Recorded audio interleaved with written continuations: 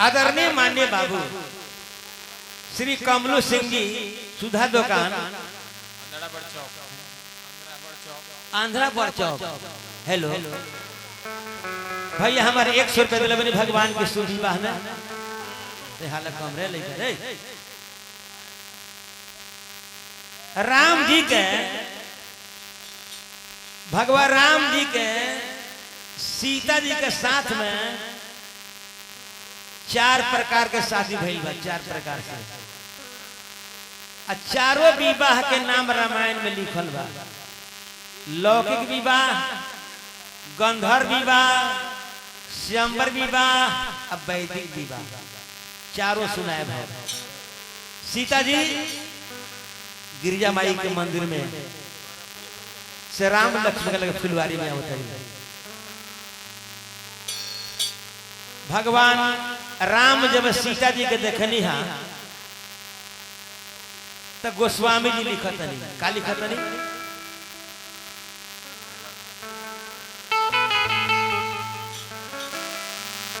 तात जनकी तनया यह सोई अधनुष जग जही कारण होई। पूरा रामायण में ये सन का एगो चौपाई बा जाना में 5 गो अक्षर नहीं थे। प फ ब भ आ म ई 5 में हईल ही नहीं थे।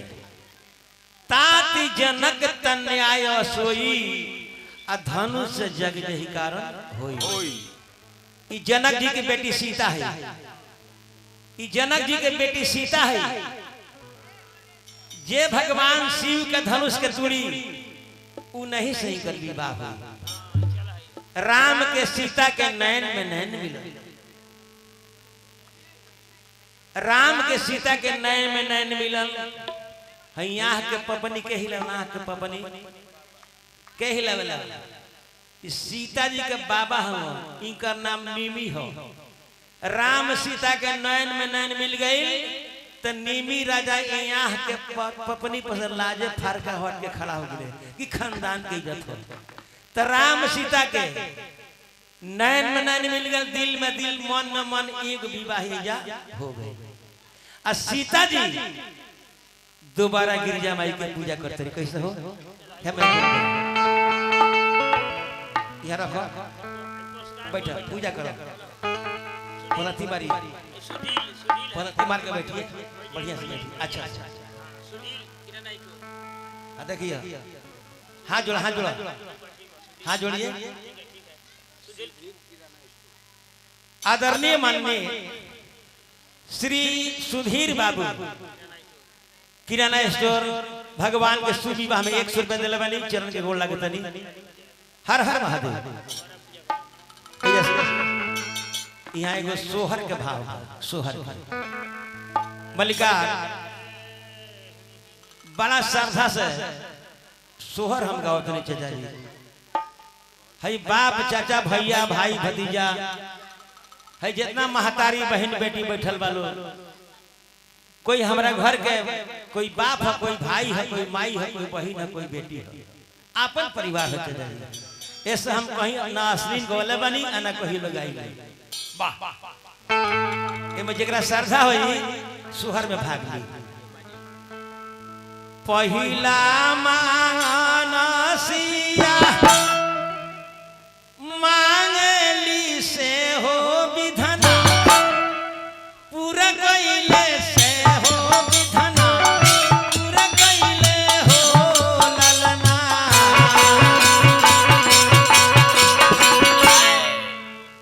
हे ललना मांगली अयोध्या राजा जनकपुर नैहर है।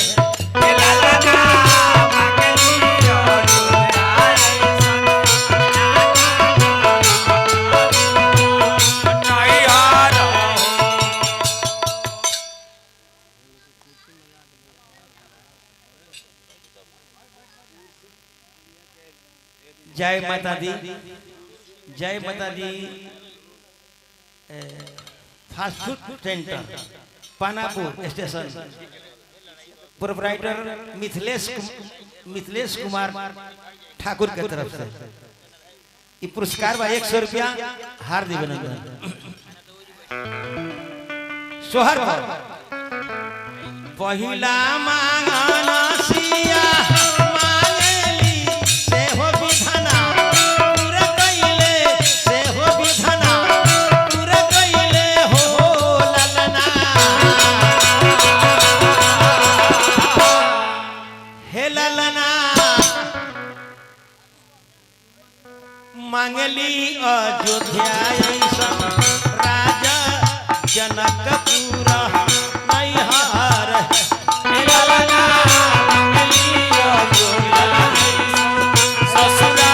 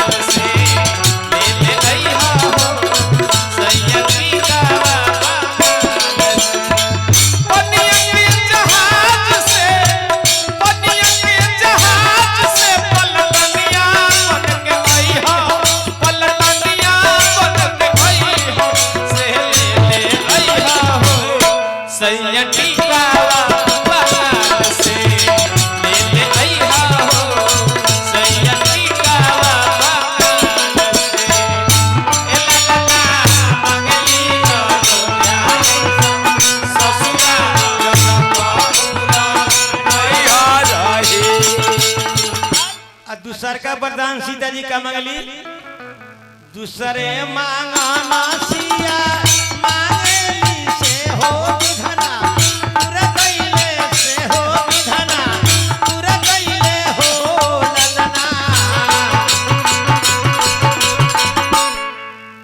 ए ललना मंगली कौशल्या ऐसन सास ससुर राजा दशरथ है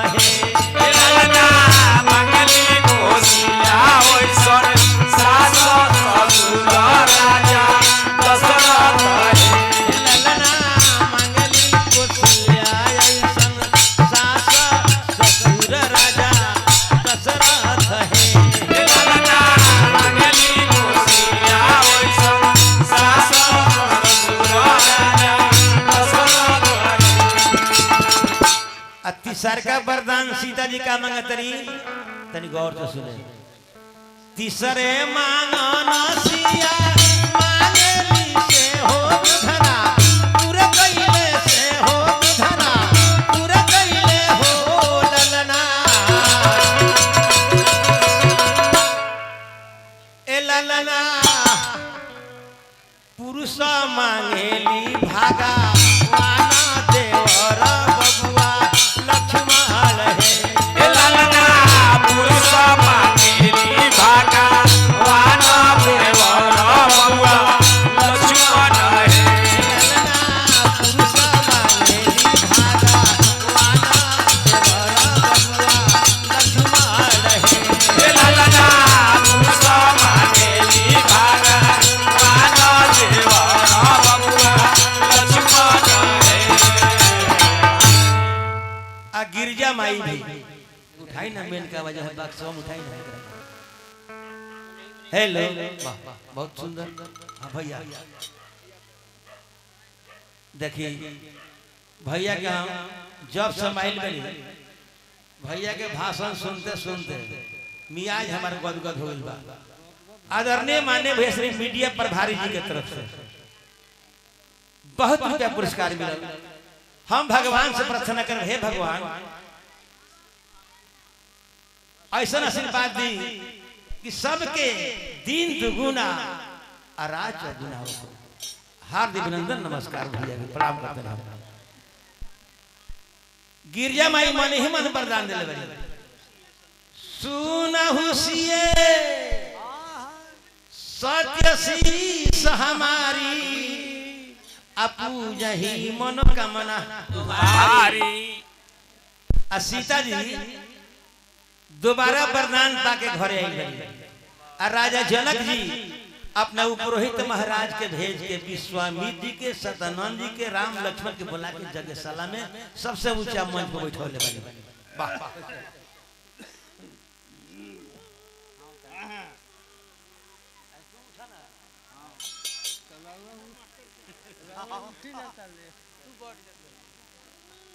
हाला ना दोनों रुको रुको रुको तनी कहले भाई हट हट रहे को बात मन पर गेल बात नहीं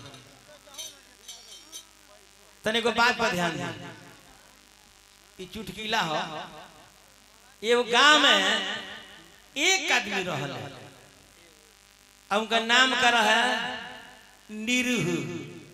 उनका नाम रहे निरुहु आ काम का रहे ए साल लगन में शादी कर ले आ अगला लगन में ये मौगी के छोड़ दे आ दोसर बियाह कर ले।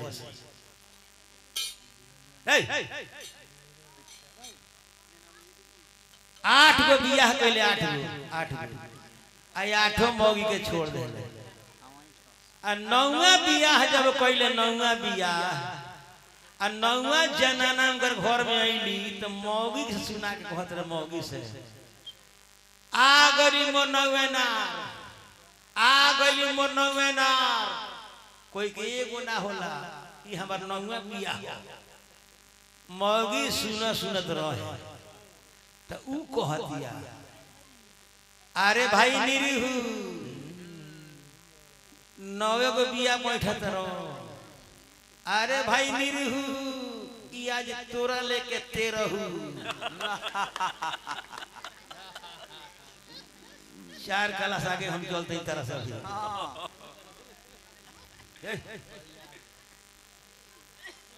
चल बबुआ देखई बा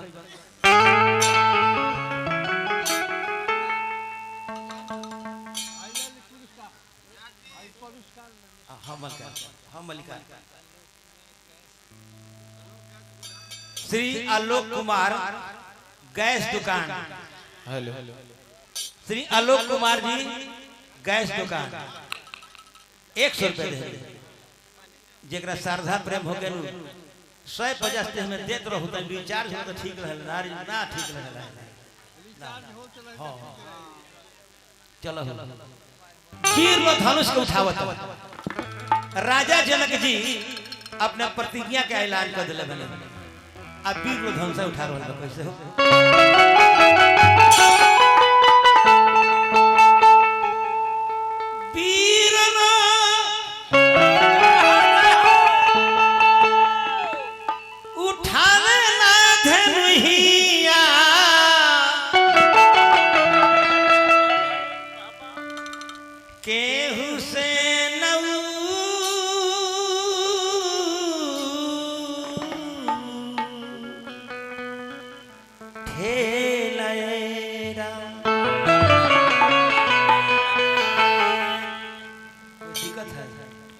कोई दिक्कत है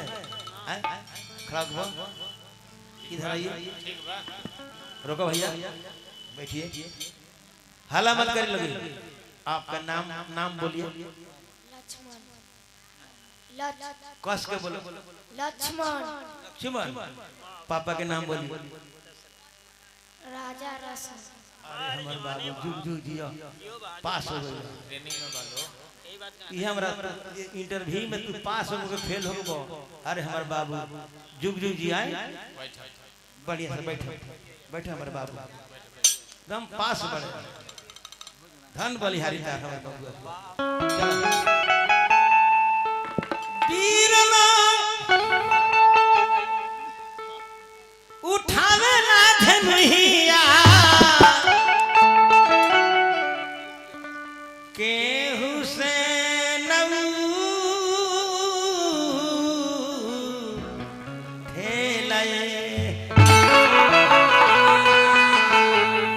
सीता जी वो धनुष के बाएं हाथ ढोली एक हाथ से तो झुक जाला राजा जी के मुड़िया केहू से न खेलेरा झुक जाला राजा जी के मुड़िया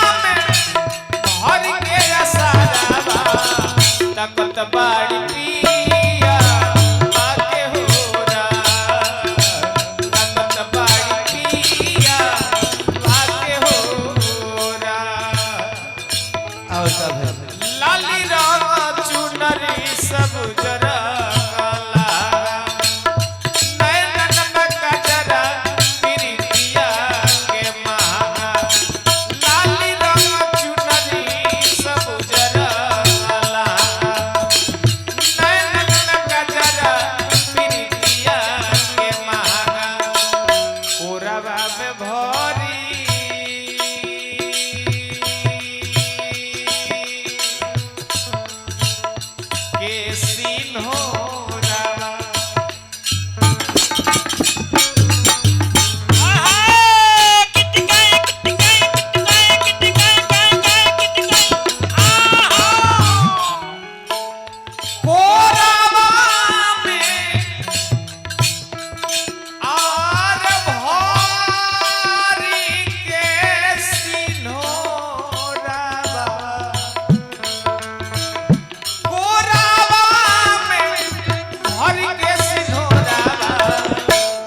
बाड़ी पिया तकत बाड़ी पिया आके होरा झुक जाला राजा जी के मुड़िया तो थोड़ा गौर करिए। आदरणीय माननीय बाबू श्री जैन सिंह जी, श्री जैन सिंह जी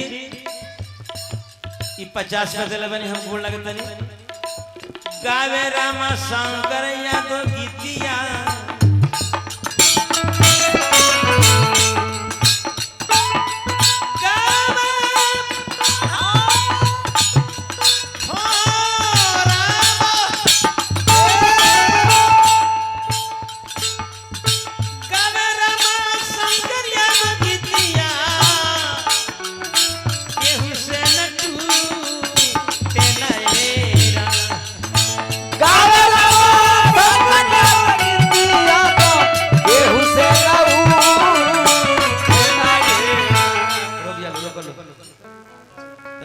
थोड़ा पीछे हट जाइए, पीछे पीछे थोड़ा अंदर यहाँ बैठ बैठ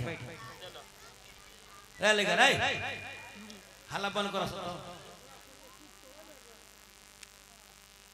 पहले पैसा Muskan stationery gift house Hajipur road Andrawar Chowk proprietor Kundan Singh Kushwaha मान्य बाबू श्री कुंदन सिंह कुशवाहा 50 में दिला बनी हम गोड़ लगता नहीं